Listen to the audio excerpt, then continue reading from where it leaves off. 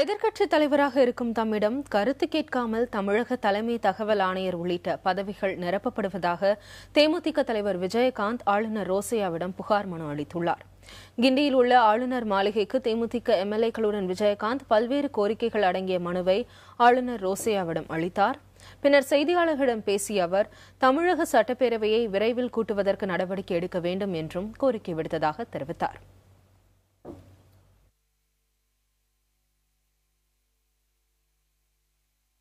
இப்ப ஏன் student Pachaiyappan college students arrest பண்ணி வச்சிருக்காங்களே, எதுக்காக அரெஸ்ட் பண்றாங்க?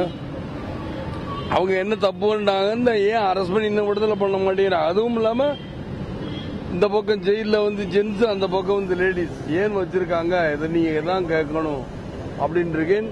எம்எல்ஏ எதனால என்னுடைய எம்எல்ஏக்கள் எல்லாம் ஏன் சட்டசபை முடிவு இருக்குன்னா நீங்க கையெழுத்து போடல. கையெழுத்து போட்டு முடிச்சிருந்தால் அந்த செஷன்ஸ் முடிஞ்சிருக்கும்.